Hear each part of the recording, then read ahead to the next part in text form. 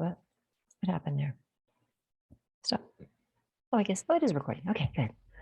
Hi, y'all. Hello. Hello. Hey, Lori. Good to see you. Hi, Julie. So many people I know here. Vicki, I'm so glad you made it. Julie, thank you so much for helping Vicki. That was so nice of you earlier today. That was very, very sweet. I appreciate that. The chat is open. You can say hi to each other in the chat. That is all good. Actually, I will be dropping some things in the chat periodically. So if you see the chat and you can open up to it, that would be great. We'll give people a couple of minutes. Judith, you accidentally shared your screen with us, which I'm not sure. I'm not sure how to not have that happen. There you go. We're good. We came back. That's all right. All right. Yes. Yeah. You know what? Absolutely. Say hi to everybody and tell everybody where you're from. So yeah, say hi, because we had lots of people here from all over.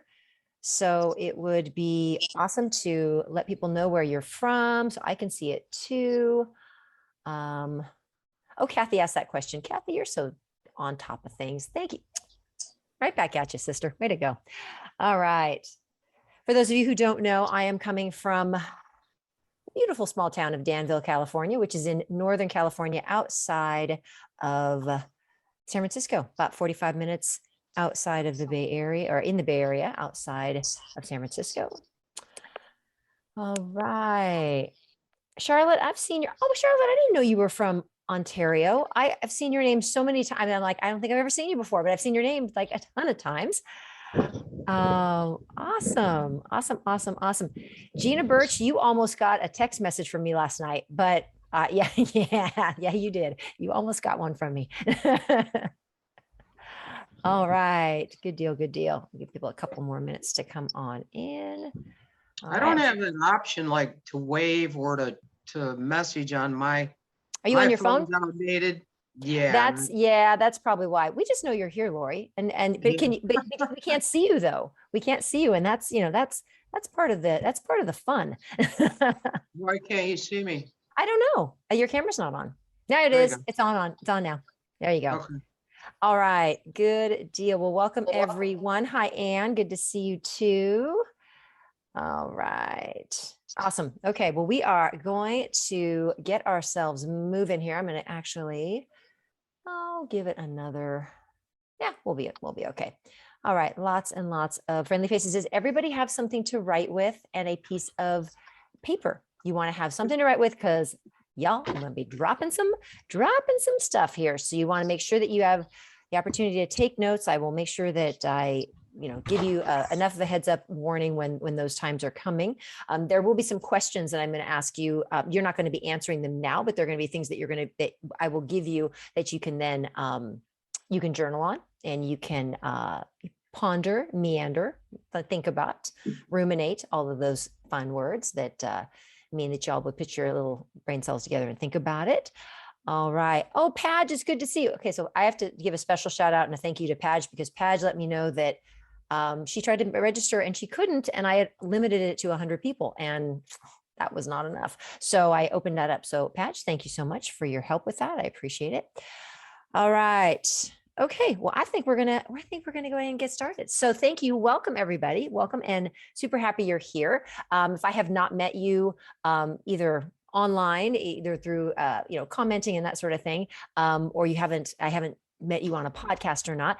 My name is Kristen Jones, and I am the founder of the Breakthrough Emotional Eating community on Facebook. I'm also the founder of Kristen Jones Coaching. You'll learn a little bit more about me as I get into the class, and we talk about why we're here. One of the things, but Millie can't get into the Zoom due to her laptop. She just wanted to be sure she will get the replay. Yes. Yeah. Would you let her know that absolutely everyone will get the replay? So one of the things that I will tell you honestly that, and I'll get more into my story, but one of the things that I've noticed, and I think is really true, is that for most people, I'm going to say for 99% of the population, with the exception of the people that I went to life coaching school with, and those people who have been working with me for a while, most people do not have any idea how your brain works and how your brain works and how your brain impacts every single thing that you do, and why we would ever not think that our brain is going to be the most important factor in whether or not we lose weight, gain weight, keep it off, whatever it is.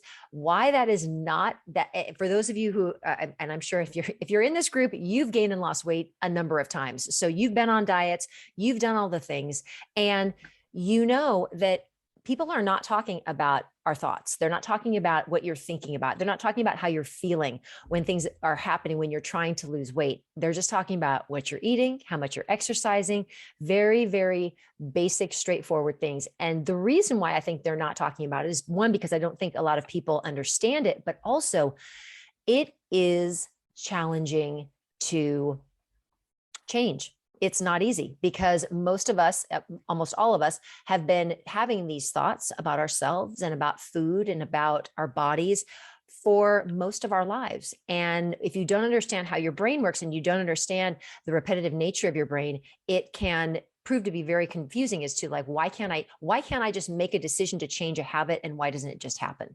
And it just doesn't happen because that's not how our brains are made. So let me just make sure I can. Oh, thank you, Debbie. I appreciate that. Debbie likes my top. Let me just make sure I sign up for, oops, I want to make sure that some people are messaging me and I want to make sure, I'm sorry, I'm just not, oh, that's okay. Oh yeah. Okay. So it's really one of the things that I want to teach you, and I'll just kind of give you, and if you've been following me for a while, you know this, but we're going to go into a little bit of detail tonight, and you'll see how it's relevant when it comes to what our brain does and how our brain works and how that impacts and directly influences the decisions we make and the decisions we make about what we eat, why we're eating, and all the things that go along with weight loss. So without further ado, we are going to get into the class. So the masterclass is managing your desire for food. So let me just get my presentation going, and then I will share my screen with you all. Okay, let me do one other thing. Okay, let me share my screen. There it is. And there it is. And let me move myself out of the way. Okay, so here we are, managing your desire for food. So understand why you do what you do, and then make the best choices for you. So that is what we will be talking about tonight. And again, welcome and thank you so much for being here. And I appreciate your time, and I appreciate you committing to coming and taking notes and really being present. So again, there will be definitely things to take notes on, and I will give you any sort of heads up as to relevant things that I want you to make sure that you're paying attention to. So come on now. We practiced this. Why isn't it working? Okay, there we go. All right. So you're in the right place if you feel powerless to resist certain foods. If there are certain foods that just seem to call your name and you do not feel like you have any control over whether or not you respond to them or not. If losing weight is a struggle because you can't stay committed to your plan. If you want to learn how to say no in the moment so you can reach your long-term goals. And again, you're in the right place if you feel hopeless about ever losing your weight and keeping it off. Again, you are in the right place. Here is what you'll learn by hanging out today. You'll learn how desire for certain foods is created and how you can change your desire for foods so you can lose weight. Why it can feel like you are out of control around some foods, and how you can be a part of addressing that particular issue.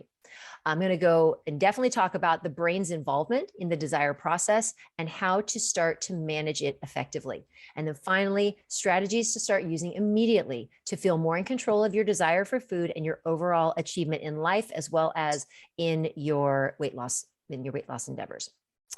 Okay. So this training is not for you. And I'm just going to say your training is you're probably not right for my group either. I'm just going to be honest. If you're looking for a strict diet that severely reduces calories for quick weight loss, yeah, that's not me. Head to a keto group. If you want to be told exactly what to eat and how much to eat, I do not do that.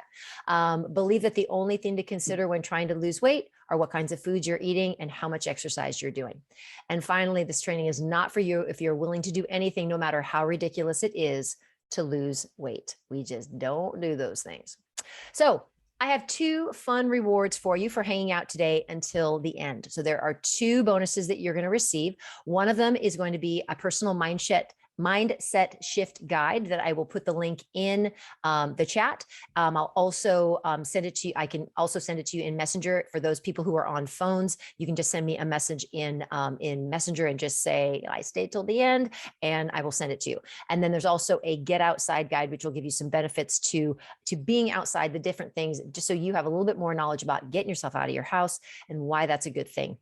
So I'll be sending those to you. So understanding how to manage your desire for food basically changed my life in so many ways.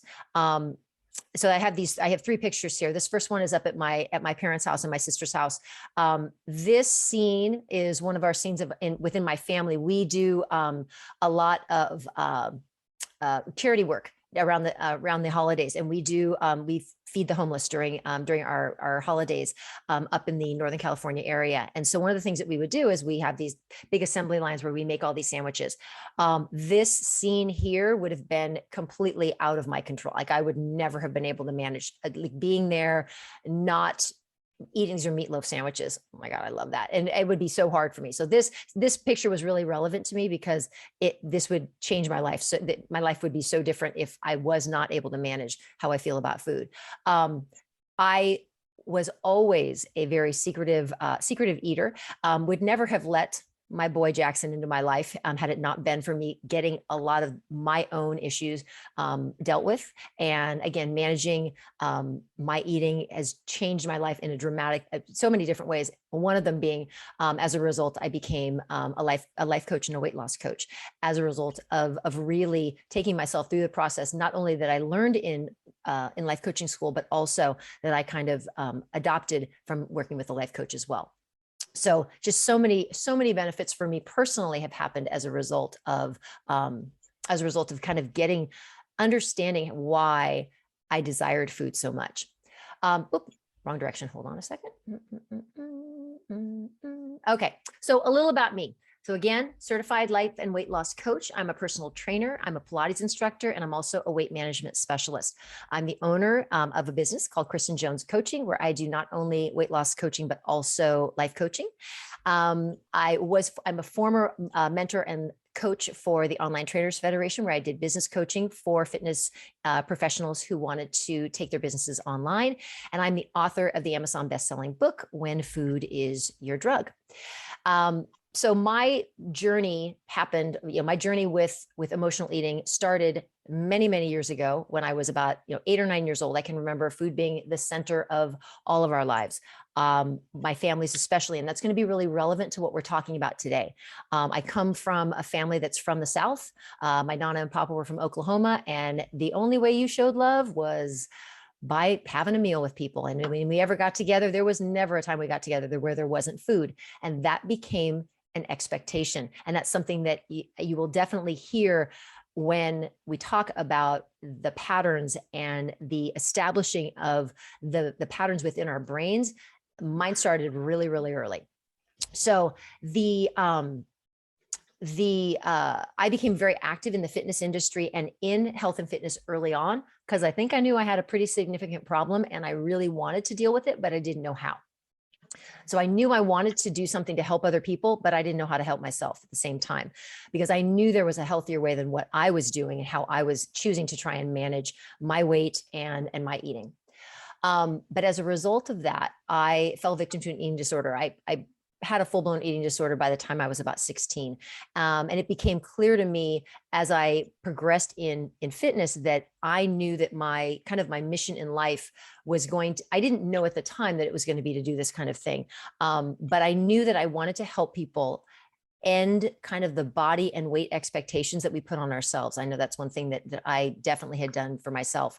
I wanted to educate people that you have to meet yourself where you are. in order to lose weight. You can't be following what someone else is doing. You have to stay in your own lane, meet yourself where you are, and then work from there. I wanted to help people love and accept their own bodies, create a healthy life from the inside out, and more importantly, learn that food is not the enemy, but it is also not our best friend, and it can't be our best friend. But it's not the enemy, and we can't hate it, but we also have to have it in perspective. And then finally, that I knew that there was a gentler and more rational way to lose weight than anything I had ever done and anything that I was seeing people do. And I knew that there was something that I was needing to discover. So I left my 17-year career as a teacher. I was a middle school teacher. I taught English and history. Absolutely thought that was what I was going to do for the rest of my life. And then I became very discontent and realized that I needed to do something that was going to be a little bit more hands-on, and that I was going to be able to help people immediately. And so I left my teaching job to create a program that would help me, but treat my own emotional eating, but also help others. And what was born was the Breakthrough Emotional Eating community and the business that I now have today. So fast forward to today and why we're here. So you're here to learn to manage your desire for certain foods. So I know for me, once I discovered this and once I discovered what was going on inside my head and inside my brain and the thoughts that I was having, my relationship with food would never be the same. And I want to share with you that now and what that looked like, and then what you can start doing today. I will tell you from the get-go, this is not an instantaneous process. This is not something that you're like, oh, I went to this class and I took some notes and darn it, why isn't this going away? That is not what's going to happen. So I just, it didn't take any of us 2 weeks to get here, and it's not going to take 2 weeks for it to go away. But I will talk a little bit more about this. What I do want to offer you is I want to offer you a whole lot of hope and a whole lot of inspiration and a whole lot of belief that it is possible, because I have sat exactly where you are, but I didn't have a presentation. I just know that I felt completely like just hopeless, that there was no way I was ever going to overcome this, that I was ever going to be able to look at food normally, that I was ever going to, as I would say, eat like a normal person. I never thought that would happen. And so I just want to throw that lifeline out to you and know that it is possible and that you are taking the right steps just merely by being here as well. So have your paper and pen ready and get ready to take notes. So today's talk, I'm going to answer the following questions. So what causes you to be overweight? And I know it seems like so simplistic, and you're going to see the slide and you're going to be like, duh, Kristen, of course we know what that is, but you will understand how that all plays together. How do you end overeating? Sounds really simple. It's not so simple. What is desire? Why do you desire food? Why does desire increase when trying to lose weight? Why do you feel out of control around certain foods? How do you stop over desiring foods that lead to overeating? So all of those things are going to be addressed. So first, what causes you to be overweight? And this is going to be one of those duh. Well, overeating or eating more food than your body needs to survive. I use the word survive, and I say this, and I don't say this to be like really obvious, like, Captain Obvious here, but it seems so obvious. And there are people in your lives, I'm sure, because I have been told it in my life too. Well, just don't eat as much. Like it's that simple. Like, well, just don't eat as much. Just don't take a second portion. And I think if you're like me, I was like, well, thanks, Einstein. I would have done that a long time ago. If if it was that simple, I wouldn't be here in this place. So understand that I'm not trying to be flippant when I say that, but it's important to know when I say that what your body needs to survive, that is a really important fact. And we will get to that, because that our bodies are amazing when it comes to knowing exactly how much food we need and want are two very different things. And we will, and that's where the desire comes in. So how do you end overeating? Well, you have two options when it comes to overeating and ending it. What most people do, and what almost all diets propose, is that you resist overeating. That is, and when I say resist, like willpower, like just buckle down, just eat the foods that you're supposed to eat the boring stuff, just resist it. And that is treating the symptom. That's putting a Band-Aid on why you're overeating. Just resist it. Just that's the person who says, just don't eat as much. I know there's members of my family that would say, just don't eat as much. What's the problem? So that's the first one. That can treat the symptom, and that's a Band-Aid. Or you can stop over desiring food, and that is treating the cause. So you can treat the symptom, or you can treat the cause. I don't know about y'all, but I'd rather treat the cause. I'm not really into the temporary fix. So again, 2 options for ending overeating: resisting overeating or treating the symptom, and then stop over desiring food, which is treating the cause. And that's the one we're going to talk about today. So what is desire?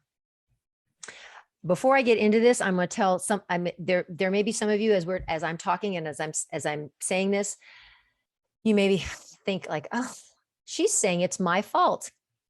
Yeah, I kind of am. And in fact, yes, I am saying that. And it's mine too. Because desire for anything is a learned behavior. It is a learned behavior that you have created, I have created, and most people who are carrying around extra weight have created. It's the result of repetitious behaviors and patterns of thinking and behaving. So it follows what I call the T formula, which is thoughts lead to emotions and emotions lead to actions.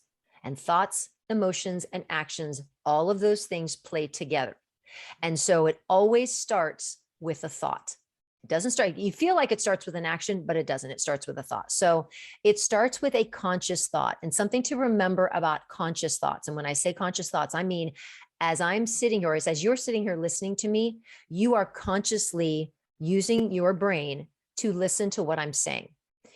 The crazy part is we as human beings only do that and use our conscious brain about 3% of the time during the day, that we're consciously thinking, either using conscious thought or thinking about like, what is this person saying to me? Or what are the words I'm saying? Otherwise, 97% of the time, we are working at a subconscious level, that it's automatically happening.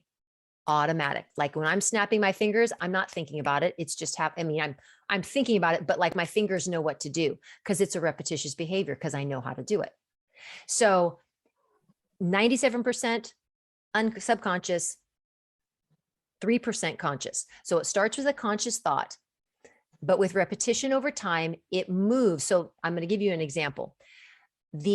Actually, I have an example and I'll give it to you in a second. So it's repetitious over time. So it moves when you have done something repeatedly, it's in your conscious brain. Your conscious brain, it takes effort. It then takes it and realizes this person she keeps doing the same thing. She keeps thinking the same thoughts over and over and over and over, and then doing the same thing. So instead of wasting all this energy continuing to do that, I'm going to now move that and think that's going to become an automatic response. And so it gets moved from the prefrontal cortex, which is in the front of your brain, where it takes effort. It moves back to your midbrain, where your primal brain sits. And that's where it becomes automatic. So it's kind of like brushing your teeth. Like you don't think about brushing your teeth. You just do it. You probably have 10 other thoughts when you're brushing your teeth. You just know how to brush your teeth and you don't think about it. And your brain saves energy by letting you think about other things when you're brushing your teeth, because you don't need to think about brushing your teeth because you already do it. So now where this becomes and now a word from our sponsors. Hold on. We have to give some background information about the primal brain and the prefrontal cortex. So if those are the first time you're hearing those words, let me explain. So we have 2 main areas. We have a bunch of areas of our brain, but the 2 main areas that we're concerned about is our primal brain, which is the brain that we're born with. And that's what we come out of the womb with, a little bitty primal brain. And that brain is responsible for immediate gratification. It wants you to be happy. It's the fight or flight. It's all about your survival. So that is, like, we call it the toddler brain. That's the brain that you run around with when you're little. But as you get older, because you remember when you talk to kids, like kids have no concept of time. They have no concept of doing things in order, like, multitasking, doing things in order. It's because they don't have they only have a primal brain. They don't have all the other parts of their brain developed. They eventually get a prefrontal cortex, and the prefrontal cortex is responsible for long-term planning, higher level thinking, and it allows you to think about your thinking. That's what separates us from my dog Jackson, who's behind the screen on the treadmill sleeping, he just does what he does. He can't think about his thinking. Doesn't have any higher level thoughts. He just impulse goes.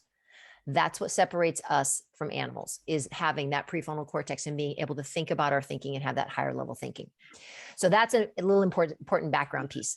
So now, although it appears that some of these behaviors are involuntary and without your control, and they have no conscious thought. So I'll give you two examples. There are two examples that I like to use, and one of them is driving a car, and the other one is eating chocolate. So when you drive your car, I'm imagining most of you are like me, and you get into the car and you have 15 other things that you're thinking about when you're driving.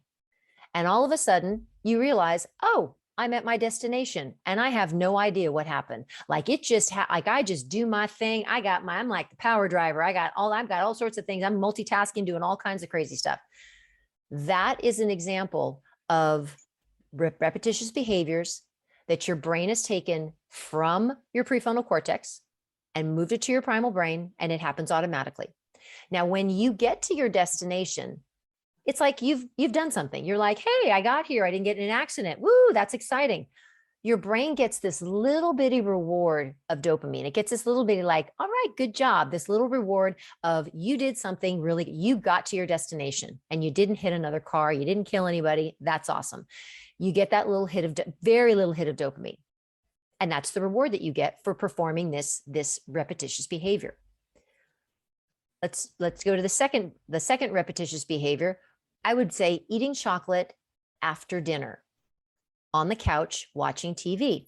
If that's become a repetitious thought and behavior, and you do it over and over and over, your brain is like, she keeps going to the couch and she gets chocolate and it's after dinner and she keeps doing this. It's been like a month. I'm not thinking about this anymore. We're putting it back into the automatic. So now it goes back to the automatic part of your brain and it just keeps happening. The difference in the desire is the level of the reward that you get. And the reward is that little dopamine hit. In driving a car, you get a tiny little dopamine hit for doing that repetitious behavior. For eating the chocolate on the couch, oh, it's much bigger and it's much more rewarding. And it gives you that feeling of pleasure. So anytime this is directly applies to eating food. Anytime you eat a food that you really enjoy and that you really desire, you get a much more elevated dopamine hit or a reward than you would brushing your teeth. There's not really much of a reward that you get from brushing your teeth, except you have fresh minty breath if somebody wants to kiss you, but that's about it. Otherwise, you get a little bit, but it's not much. The chocolate, you get a whole lot. And so the difference is that there's a much greater hit that your brain gets, and it makes you feel good. Human beings are all about seeking pleasure and avoiding pain, and doing it in the quickest way possible with as little effort as possible. So it's not only within your control, but it is within your creation to change this dynamic. And basically it's if you can create it, you can also uncreate it. So if you've created a system where you have thought the same thought about eating after dinner, eating at night, having that 4 o'clock reward, gosh, cupcakes are amazing. I love, I can't resist my mom's blank. If you have those thoughts continuing to go through your head, no one else put them there but you also get to change them. So that's the exciting part. So it's kind of a catch-22. You have to take responsibility. So questions on that? Does anybody, I'm going to unshare my screen here for a second. Let me stop my screen share. Does anybody have any? I'm going to look in the, is there a way? Okay.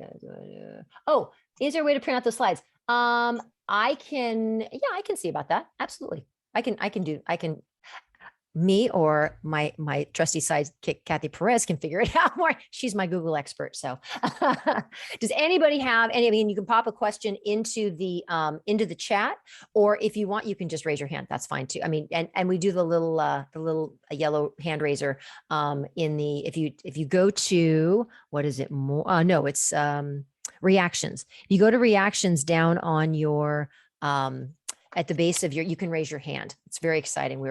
I'm really getting into that lately. So if anybody wants to raise their hand, you're more than welcome to. Diane Dean, I'm so happy you're here. Yeah, Vicky, it's the same idea. Mindfulness is, again, being present and just being aware of your thinking. So yes, I would say I think I kind of go to the next level when it comes to the thinking about your thinking and really taking it and analyzing it and then just making the decisions about how you want to change it. But yeah, mindfulness would really is about thinking about your thinking.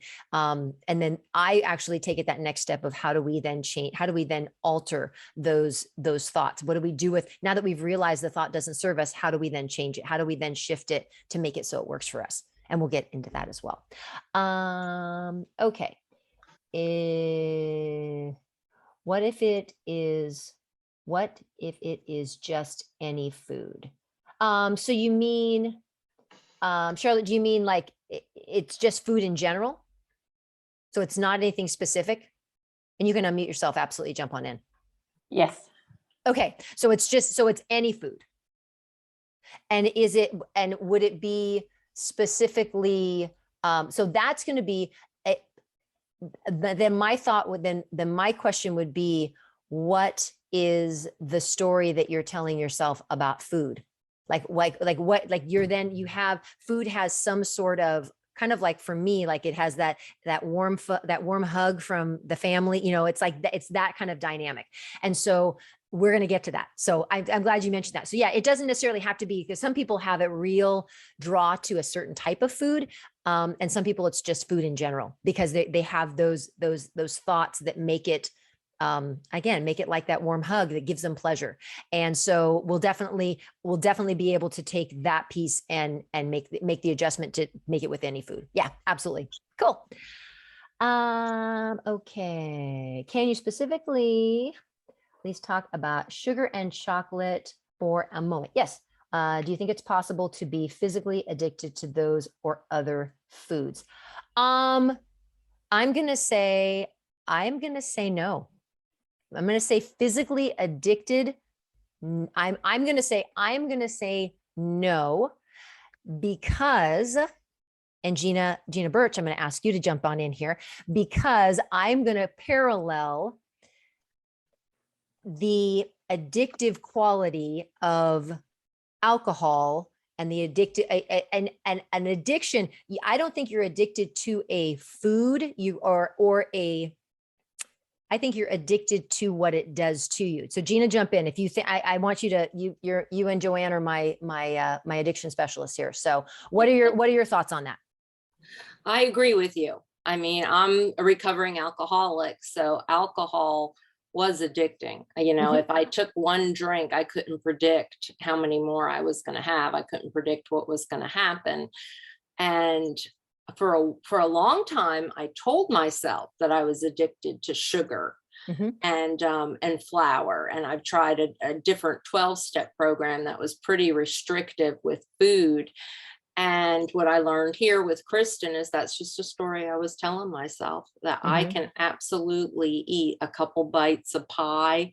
I can have a slice of bread or half a slice of bread and stop. It's just a story I was telling myself. But I follow Kristen's suggestions. And when I do, it works. Right. And I think, and Sarah, I would say if that is a choice that you want to make, and the same way that like Gina doesn't choose to drink alcohol anymore. So that's a choice that she's made. If chocolate or sugar is a choice that you don't want to eat those, then I think that is absolutely, that you can absolutely make that decision and do that and move forward with that. But from a physical addiction, like I'm out of control when I do it, I think that there's I also think that, yeah, I think there's a story that you're telling, that your brain is telling you as well. And so I think that I would and again, I'm certainly not an expert on addiction, but I'm going to say from my personal experience and from what I've seen, I would say that physically addicting, no. Psychologically, 100%. I think it could absolutely be because of the story that you're telling yourself. So I would want to differentiate between those two things, because I think, like, physically, do you need chocolate? You know, like you. I think. Yeah, no. I'm gonna just put my line in the sand. I'm just going to say no. I'm going to say no, and I'm going to stop. Because I think that there is a story that we tell ourselves. And I think that the more work that you do on understanding how your brain works, and you get deeper into the understanding of how our brain controls everything, and that we get to make the decisions about how we want to go about doing things. I would say if something was, yeah, I'm just going to stop there. I feel like I'm digging myself into a hole. So that would be my thoughts on that. But again, I think I'd say that if you want to choose to not eat it, that's totally your call. I mean, I know, and I've done it for a long time. I've done, I did no sugar for, gosh, I think I lasted 6 weeks.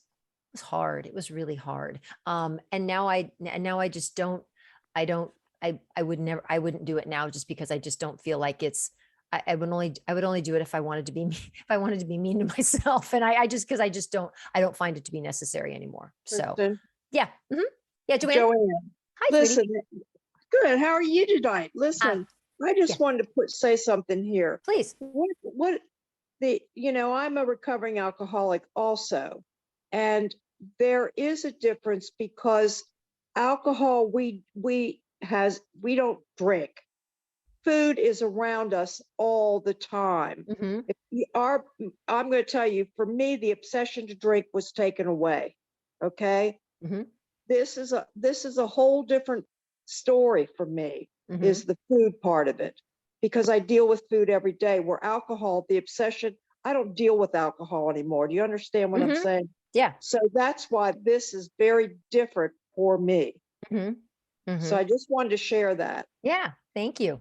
And so Sarah, yeah. And Sarah, Sarah's Sarah's a client of mine. And so I know that we'll be talking more about, as we go deeper and deeper into things. I think that will really, it'll definitely be relevant. And I think that that's really important to understand, that that as you get to know more and more about how your brain works, and get more kind of a understanding of how the brain works, and what your role is in all of this, it definitely will, everyone will be able to move more towards making the decision about what it is that you want, what you want to have in your life, and what you don't want to have in your life. And you get to make that choice. I think the important thing is to not give the power over to food. You get to make the choice. And I think that's something that is going to be, that we're going to talk about in just a little bit. Make sure I can, Lori. Okay. How can you continue to not, how can you use it that you normally overeat, but not overeat them? Okay. So how can you, Lori's question is, how can you continue to eat those certain foods that you normally overeat, but not overeat them? Okay. So the idea is that you are, again, what are your thoughts about those, whatever certain food it is? What are your thoughts about that food going into it? If your thought going into, like, going to have, biscuits and gravy, oh my gosh, this is like my favorite. Oh, I can't wait. This is the best biscuits and gravy. If that's the thought that you go in with, then there's no doubt that you're going to, you have to change your thoughts about those foods. And those foods are just foods. And we'll get to that. We have to start changing the story about, and that's actually, Lori, you're jumping ahead. That's one of my solutions. But it is changing your story that you have about food, Because as somebody I follow says, if you are making a romance about the drive-through at Burger King, if you are making that a romance and that's a Harlequin novel, like, of course you're going to give in. Of course you're going to want to experience that. Of course it's going to give you all sorts of pleasure, because you've created that in your mind. You've created that anticipation and that excitement and that, like, oh God, this is going to feel so good. That's what we have to change. It doesn't mean that we can't have it and enjoy it, but we can't make it like it is the only thing that's going to be in our lives, and it's the best thing that's going to be in our lives. That's what we have to kind of shift. And so Lori, I'm going to have you put a pause on that, because we will get to that. Okay. All right. Back to the screen share. All right. Oh, I went to the waiting page now. Where'd the wait? There it is. Okay. That's where we're going. All right. Oh, where did it go? Uh-oh. That was not where I wanted to go. Hold on a second. Oh, my screen share is paused. Okay, I don't think you guys can see. Oh, maybe you can't see that. Let me. Yeah, we can see two of you. You can see two of me? Yeah. Uh-oh, they don't want to see two of me. Let's get rid of that. Oh, no, wait, hold on a second. Let's stop the screen share. Hold on a second. Sorry about that. Hold on. Where did that go? Oh, I know where it went. Hold on. Oh, come on. Let's see. I apologize. I don't know why this is being funky. Did I just close that out? I think I did. Oh, okay. Hold on a second, guys. I'm so sorry about this. Okay.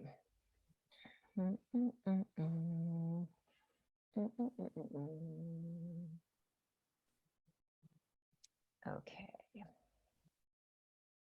Hold on a second. Let me see if I can find this.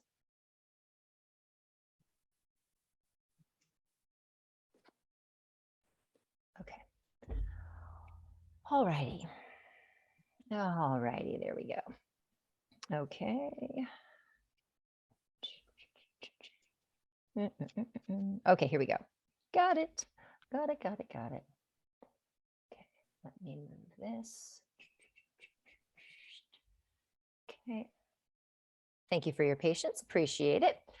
Okay, there we go. And all right. Okay, we're back. All right. Okay, here we go. So moving on. So why do you desire food? So when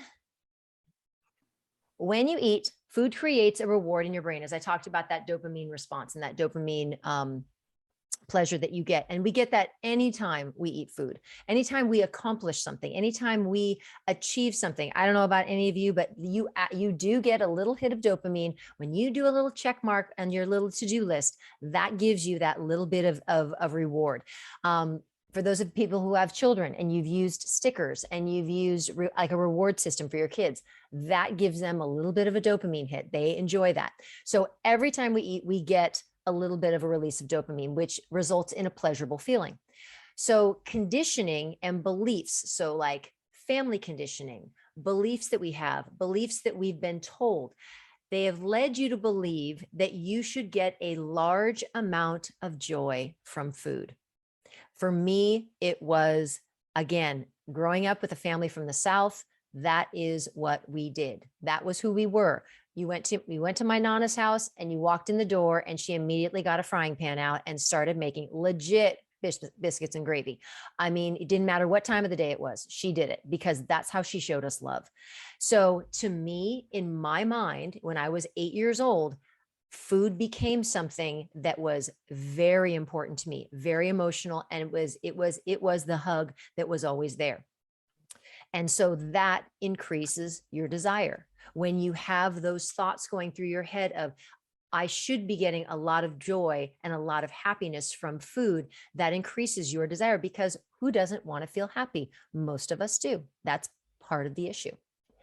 So why does desire increase when you're trying to lose weight?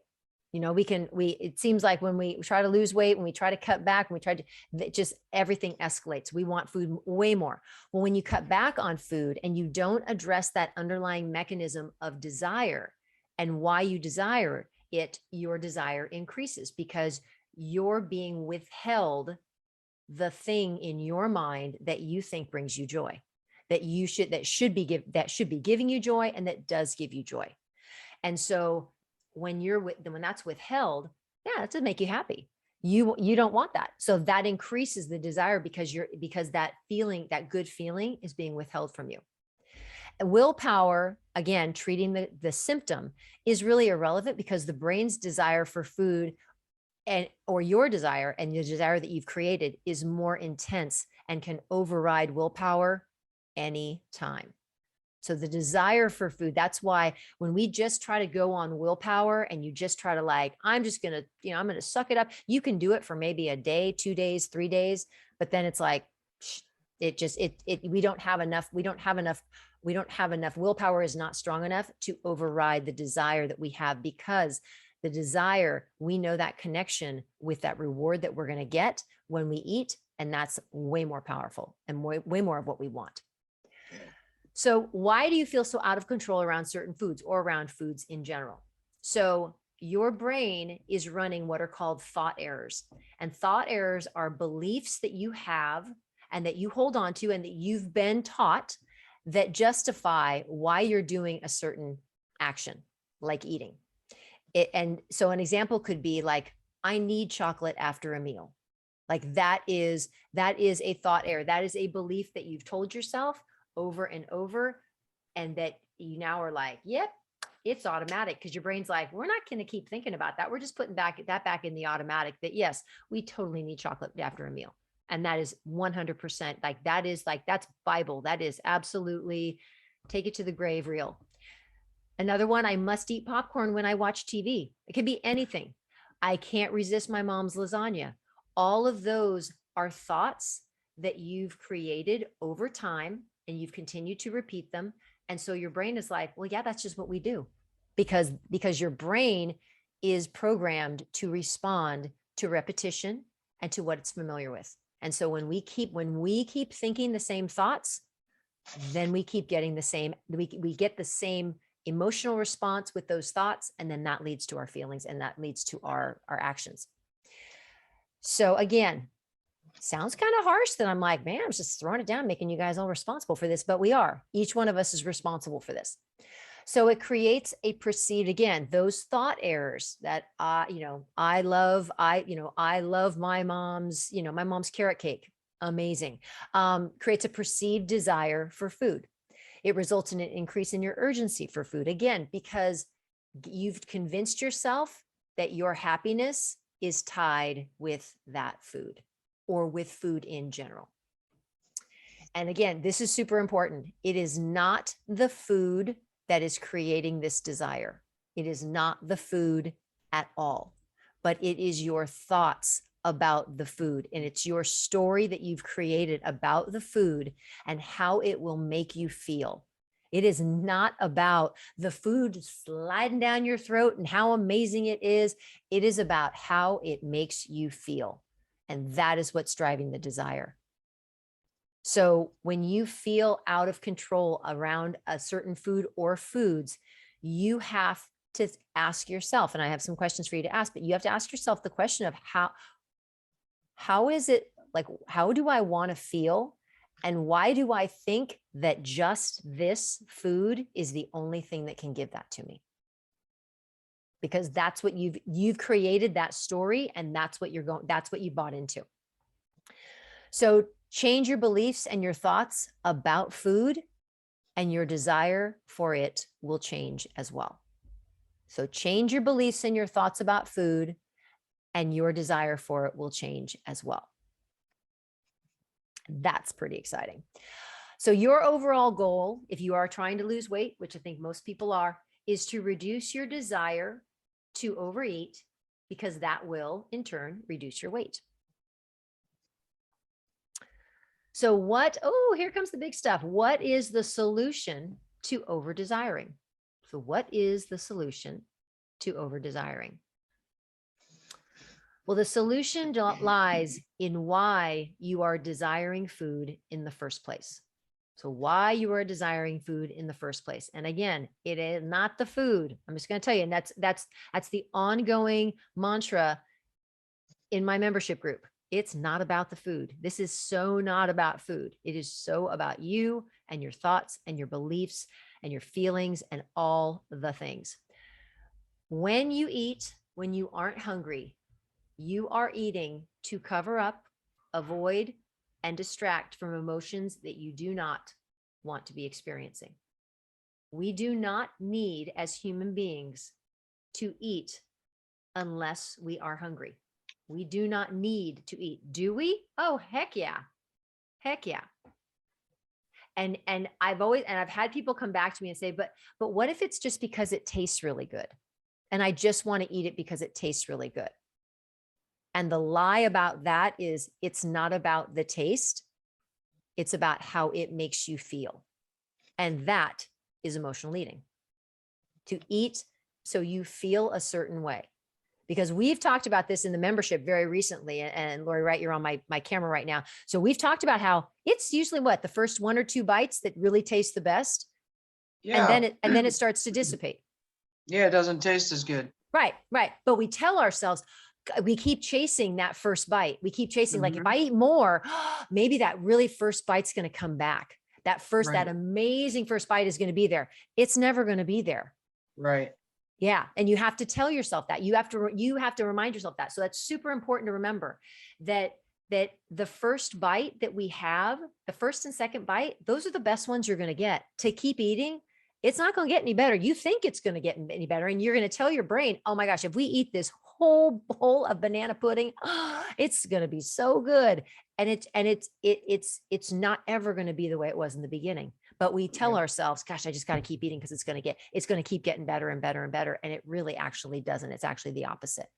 So that's important. But again, when we're eating, when we are not hungry, or when we eat and we continue to eat, even though we are no longer hungry, we are, in fact, at that time eating to cover up, avoid, or distract from emotions that we don't want to be experiencing. And that's what needs to be dealt with. That's where the desire needs to be dealt with. Because you believe that by eating, those feelings will not be as painful, they'll go away, or you will forget about them. And we know that does not happen. That does not happen. And you compound it with feelings of guilt, feelings of shame, disgust, all the things, and you don't feel good, and it results in an obvious weight gain, but it's more how it makes you feel. But that is a lie, and it is time to start being honest with yourself. And again, it's not about honesty with anybody else. It's not about honesty with me. It's not about honesty with your partner, your husband, your wife, whomever. It doesn't matter. It's honesty with yourself. When it comes to looking at how you've been working with food, how you've been using food, this is all about you being honest with yourself and about the thoughts that you are choosing to think about, not only about food, but about yourself as well. And that's what really needs to be addressed. So I just, for anybody who's watching the replay, if you're watching this live, if you thought I was going to come on and give you some magic potion concoction of and if you eat this and this and you do this and this, that's just not what it is. It really is about how you're choosing to think and again, I got solutions for you, but we have to it's really about being in integrity with ourselves. Because you believe that, okay, I already said that one. There we go. No one forces you to think anything, and it is time to decide that you are going to start being in control of what you think and believe. And this comes before, because people want to just control what they eat. And this has to come before you decide that you're going to start controlling what you eat. You have to start deciding that I've got to start to choose different thoughts and different beliefs, because that all comes before I ever put anything in your mouth. So right now, I want everyone, I can't see most of you. Most of you don't even have your cameras on. That's totally fine. But if you have your camera on, if this makes you uncomfortable, you can turn your camera off. I do not care. But what I want you to do is now is the time. This is like where the rubber meets the road. This now is the time for you to make a decision. Do you you've spent, oh my gosh, you've spent a long time with me. I got to hurry up here, but you've spent a lot of time with me. This is the time where you have to decide, you have to commit to yourself. Like, am I going to be serious? Am I going to actually take this step? Am I going to do the things that I'm going to learn in order to help myself move forward? So ask yourself, this is your commitment to yourself. I will do what I say I will do. I will let go of perfection. I will fuel my body with foods I love. I will pay attention to my thoughts and choose thoughts that will serve my life. I will follow through and finish. I will love myself through the process, and I will change how I think and believe because I'm worth it. So right now, in your own mind, you get to decide, is that something that you're going to commit to? Can you commit to that for yourself? You don't have to answer to anybody else. You certainly don't have to answer to me or anyone else, but you get to decide, is that what you want? And will you commit to that? So in your own mind, in your own head, if you do, you can write this down. I commit to this because I deserve peace, happiness, and joy in my life. I commit to this because I deserve peace, happiness, and joy in my life. I want that for you. You have to want that for yourself. No one else can want it for you. So I commit to this because I deserve peace, happiness, and joy in my life.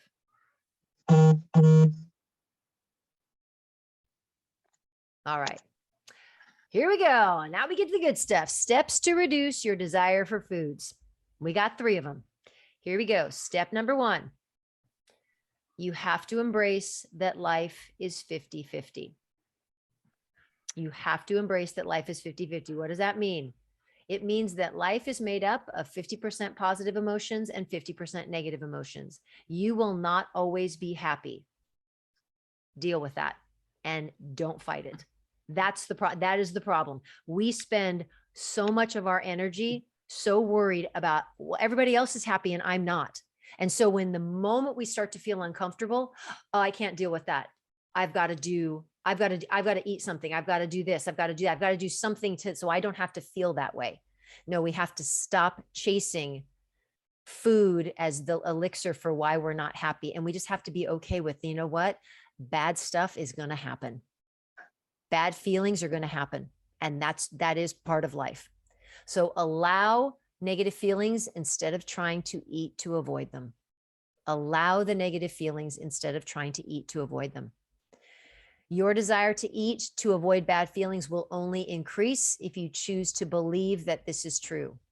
You have to tell yourself daily, eating is not the answer.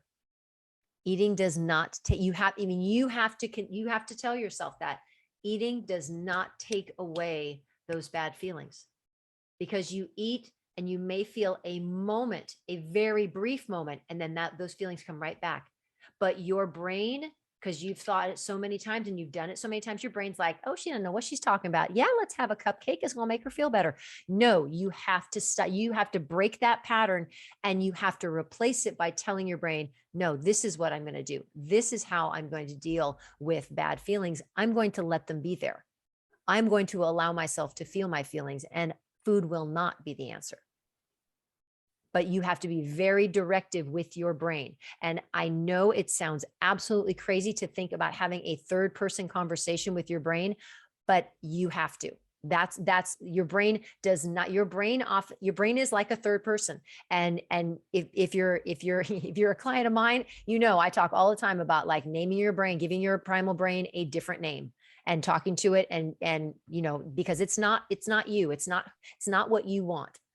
It's there, it's a part of you, but you've got to keep it in line, because it's been running the show and you can't let it run the show anymore. So, and then you have to understand what your obstacles are and prepare for them. So if you know that something is stressful for you, you know something is hard, you know a certain time of the day is difficult for you, prepare for it. If you know that, and again, whether it comes to eating, whether it comes to just relationships, interacting with people, equip yourself, prepare yourself, put yourself in the best possible position to be successful. Just wishing it and hoping that things are going to be different aren't going to do it. That doesn't work. So we have to prepare ourselves. We have to be prepared to deal with obstacles, because life is all going to be about obstacles. We know that. We're not living in a vacuum. All right. Step number 2, change your food story. So Lori Howard, this is what I was talking about. So change your food story. So I have 3 questions for you. So I want everybody to write these questions down. 3 questions. Why am I giving food this power in my life? Why? Why am I giving food this power in my life? Second question. What role do I want it to have in my life? What role do I want food to have in my life? And again, you don't have to answer these now. I don't want you to answer now. I want these to be journal questions that you think about, that you write about, and that you really revisit and really think through. And lastly, if food is no longer the center of my life, how will I fill that time? Can you imagine how much time and bandwidth and thought that you could have and put towards other things if you were not thinking about food all the time? It's pretty crazy. Pretty crazy. So we have to change our story that we are telling ourselves about food. We have to. That just has to happen. So you have to figure out, like, why am I giving it power? What is it?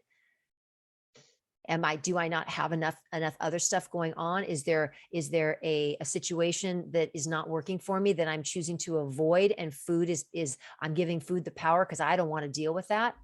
Is it a job? Is it a relationship? What is it? What is it that you're not dealing with, that you're giving food all that power? Because it does not deserve it, and it doesn't need to have it.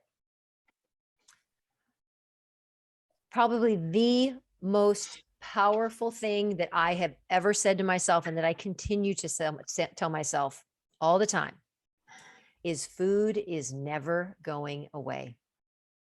Just because it's 10 o'clock at night, I don't need to eat the last cookie in the jar. I don't need to eat the whole bag of potato chips. I don't need to eat the last Reese's peanut butter cup that happens to be sitting in my freezer right now. I do not need to eat that, because it's going to be there tomorrow. And if it isn't there tomorrow, if somebody comes in and eats it in the middle of the night, I can gosh darn go to the store and get myself another one. But I don't have to eat everything all at one time. No one's taking food away from you. You have to remember that food is always available if you need it, but you don't have to eat it all right now. That's one thing. That was my thing. Eating at night was my jam. And I never, ever, ever, ever thought I would stop eating at night, ever. And that was the thing that got me, was I was just like, I can have it tomorrow. Why I live alone? Why am I worrying about somebody coming in and eating my food? Or I just felt like I just had to do it. And it was the story I was telling myself. So when I changed my story, I didn't have to do it anymore. And lastly, change your story of you only eat when you're hungry and you stop eating when you're satisfied. That's it. Now, there's a whole lot more to that one little statement, and that's what I really work on with my clients heavily, is really trying to eat to satisfied. And what does that look like? And how do I stop? How do I stop earlier? How do I stop? Now, how do I know when to stop eating? How do I know when I recognize that my body is actually had enough food? And that is a process, and that's a process that I guide people through, that work with me. And it takes practice, but it absolutely, if you can start to eat regularly and not overeat and not eat too much and not leave the table full, that will change. That will absolutely change the game. So eating when you're only eating when you're hungry, not when you're bored, not just because somebody upset you, but eating only when you're hungry and then stopping when you're satisfied. Game changer. All right. And number 3, take charge of your thinking. It's your brain. It runs around crazy, but you can take charge of it. You get to decide. Decide each day that you get to think what you want about food and about your life. You get to make the decision every single morning.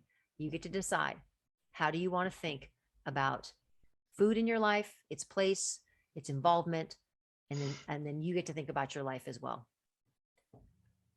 Next thing, Affirmations, affirmations, affirmations. Can't say it enough. Got to do them. Got to do them. They are so incredibly powerful. I just can't say it enough. Affirmations are key. I will post again. Yeah. Kathy Perez, please remind me if I forget. I'm going to just post the affirmations handout in the group. So I'll put the affirmations handout in the group. I've done it a couple times, but I want to make sure you all get it. It might be in the guides. I'm not sure. Well, I'll put it in the guides. So that affirmations every day. And again, these affirmations reinforce this new story you're telling yourself. Understand that all thoughts are optional. Just because your brain says that you need to eat something, that is not true. That is not true, and you do not have to listen to it. Just because your brain says that somebody doesn't like you, you don't have to listen to it. You don't have to believe that. Just because somebody says something or has a thought about you, you do not have to buy into it. You don't have to believe it. You get to think what you need to think. Your opinion of yourself is the only one that matters. What other people think of you is none of your business. Your thoughts are the only ones that matter. And finally, if a thought is causing you upset, tell your brain, no, I don't think that way anymore. And have the full-on dialogue, the full-on conversation about your thoughts. All right, to recap, step 1, life is 50-50. Step 2, change your food story. And step 3, take charge of your thinking. All right, so I'm not sure why all y'all, well, everyone's individual reasons for why you came on this call. Maybe you're frustrated that you give into the call of food. You feel like you know what to do. So many people tell me that, like, I know what to do. Like, why am I not doing it? You want to gain control over food and its place in your life, or maybe you know that you really know, and you've really come to realize that there's a mental component and that you're ready to make a change. You're ready to actually kind of dive into what that means and what that looks like. So managing your desire for food is a great start.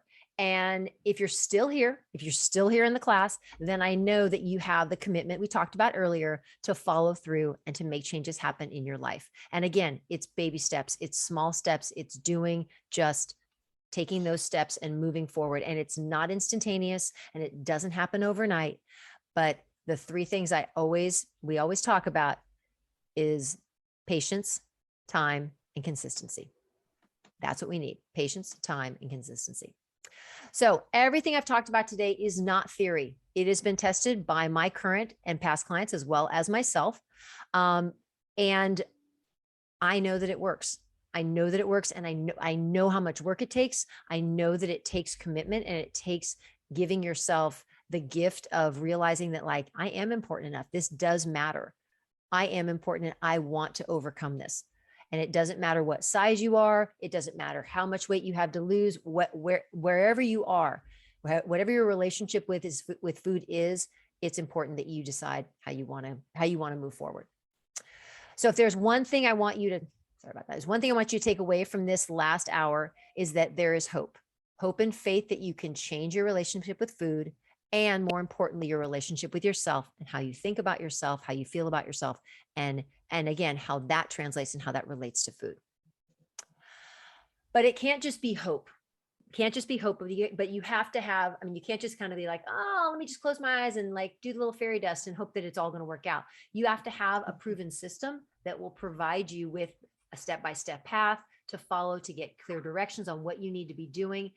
Encouragement, support from a supportive community. You have that in the big group. Information and how to implement it, provide that in my podcast, and again, consistent coaching and guidance as questions arise. There are plenty of options and opportunities for all sorts of information for you to get in the large group, in the Breakthrough Emotional Eating community. Lots of free stuff. If you're new, even if you're not new, if you've received my free resources, the course that I had that has all free resources in it, my free course that I just released just about a month ago, that's another option. There's all sorts of things there, but there's also more steps that you can be taking. And if you are at that place where you're like, okay, I can just keep hearing this stuff, but I don't know how to implement it. I don't know how to take it. I don't know how to take it to that next step. I don't know what I'm supposed to do. I just feel like I'm kind of like, I get on, it's like getting online and going onto the internet and like going down the black rabbit hole. And you're like, I don't know where I am and I don't know how to get back out. And I don't know what information is true and what information actually works. So before going any further, I want to be sure that I'm super clear with everyone on this call. I only want you to stay in class if you are really serious about making changes and seeing results in your life. Okay. I want to be totally honest. I want to make sure that I'm really clear about that. I want to be really, really clear. If you are clear about making changes in your life, stay on. If you're not, I am totally good with you getting as much information that you got out of the class, and take all the information, all the free stuff that I give in the group, and please take advantage of that. But I really want people who are really serious about making sure that they want to make changes in their lives. So if you're leaving, bye. I'm happy that you made it, and I really appreciate it. And I will make sure that you get your little freebie stuff. So, but you can't, again, that's the wrong direction. Hold on a second. Okay. So if you're ready to change your life, then let's go. So I want to introduce to you what I call the Breakthrough Method, which is an exclusive online course for emotional eaters. So this is a course that I've created, I've put together, that is taking you through all the aspects of emotional eating, all the things, all the practice, all the things that you need to be doing in order to move yourself forward in the thought work, but also in the management of your food on a day-to-day basis. How do you actually take all this and actually lose weight in the process? How does that work? And so that's what the course offers. The course is for you if you've been on every diet imaginable, you're scared to try another new program that doesn't work for you, you feel like you're a failure at dieting, and you want to finally learn what your secret sauce is to losing weight and keeping it off.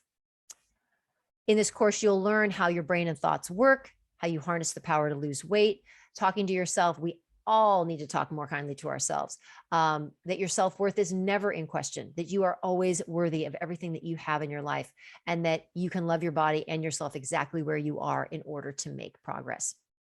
Now, because you've stayed on the call, stayed on this class, and you've been so gracious with your time, I want to give you two options. The first option is you can purchase that course, that Breakthrough Emotional Eating, that method, or the Breakthrough Method online course. Online course, do it all on your own. The price, $297. Okay. $297, that course. Or option number 2 is the Breakthrough Membership, which includes the Breakthrough Method course for $297. You get it for free in the membership, and the price is just $49 a month. Now, the important thing to remember about the membership is that it is a community-based membership, meaning that it is all about support. It is all about people connecting with each other. It is all about getting direct group coaching. So I want to quickly go through, because my thing is going to end here very shortly. Okay, perfect. So I want to quickly go through my frequently asked questions. Can you enroll at any time? No, this is a closed membership, and it is only being opened for the next 2 days until Friday night at 8 p.m. And then it is closed until September. So you only have the next couple of days and only if you're on this call. It is only offered to the people who are on this call or watching the replay. My replay folks, I got you. Is there a minimum amount of time you must enroll in the membership? No, it is entirely month to month. You sign up and then you let me know when you no longer want to be a member. So it's absolutely, there's no commit. What is that? Why is that? Whoa, I don't know what that is. Okay. Is that? Do you guys see those red lines? I don't know what those are. I don't know where this came from. All right. Will I be given a meal plan to follow? Heck no. I do not tell people what to eat. You get to eat. You get to decide what you eat. And I teach you how to eat what you love and lose weight at the same time, and be able to soothe your emotions with other things other than food. Self-care, right, Gina Birch? I need guidelines. Will you at least tell me how much I can eat of the foods I love? And again, no, I won't, but you will learn how to teach yourself how to do that, and how to recognize your natural ability to be able to recognize when you're truly hungry and when you need to stop eating in order to lose weight. And you will figure out what that is on your own and with my help. Will I get direct coaching from me? Oh, on 3 calls a week. We have 3 group coaching calls a week. And I absolutely coach people on calls. Whenever they have an issue, it happens quite frequently that we get issues on calls. And so I will do direct coaching at that time. And as a special thank you for staying in the class, if you join the membership between now and 10 p.m. Eastern time, I will give you, anyone who signs up, a free 30-minute one-on-one individual coaching call. So you will have a free coaching call with me to come into the as a part of being in the membership. Lori Wright, do we have a nice conversation the other day? Yes, we did. Very good. Was it helpful? Isn't this what you're talking about? What I'm already enrolled in? Girl, you are already there. Okay. Yeah. Yes, we got a great call. So I'm just like thinking, wait a minute here. Wait a minute. No, Okay. you're already there, Laura. You're good. Okay. So All if there's any, I'm going to just go ahead and stop sharing my screen. And so if there does anybody have any questions about any of that, I'm going to drop the link in. Let me go get my hold on. Let me get my, where did it go? There it is. Hold on. All right. I'm going to drop a link into there we go. Let me drop a link into okay. I'll drop a link into the chat, and you can, when in the meeting, you just click on that. It'll take you to a page that'll give you more details. Let me make sure that's there. Yep. And so if you click on that, it'll open up into a link into your browser, and you can go oh, thank you, Debbie Rooney. That's so sweet.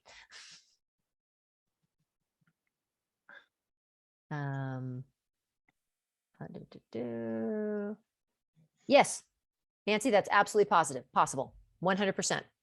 I'm just going to say yes. So Nancy, if you're listening, yes, absolutely. Not a problem at all.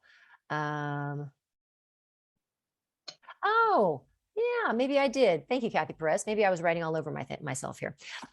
So again, if you have any questions about, and again, any questions about the membership, this, again, you can watch this recording again. I will send the recording out to everyone who registered tomorrow. You also can send a personal message to me if you have any questions about the membership. You can also chat it up with any of my girls who are on this call right now. So I have Debbie, Julie, Gina, Leslie, Lori, Ann, Trisha, Sarah, anybody who's in the membership would be happy to answer any questions that if you have any questions about, if you want to put a question up in the Breakthrough Emotional Eating community and just say, hey, what is this really all about?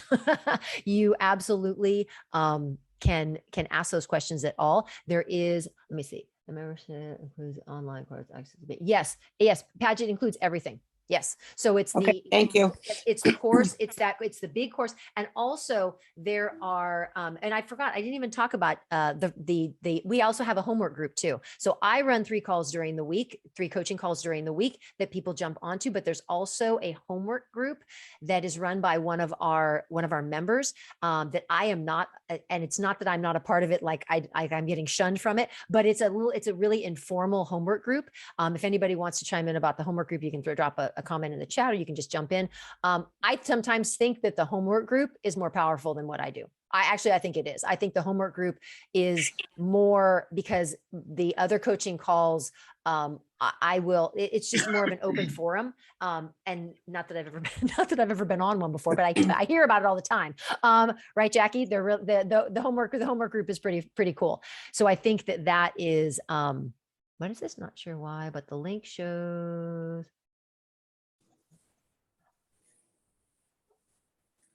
Oh, huh. Okay, Kathy, that's interesting. Let me look at that. Is that, oh, you know why, Kathy? Because you're probably logged in as me in Google. That's probably why. That's probably why. Okay. Yes, we love the homework group. The homework group is amazing. So I'm going to leave it at that. I'm going to let you all get to your, oh my gosh, it's 9:15 for some of you. Get to bed. It's dark. Jackie's outside and it's dark. So if anyone, oh, hi, Holly. I didn't even see you down there with that pretty little heart on there. If anybody has, Grandma, you're here too. Hi. So if anybody has any questions at all, please don't hesitate. You can put a question up in the big group in the Breakthrough Emotional Eating group. You can message me privately, anything like that at all. Please feel free. We're a total open book. You can ask any of the girls any questions you want about the membership at all. Let me see. Here is, oh, Kathy, thank you. Okay. Appreciate that.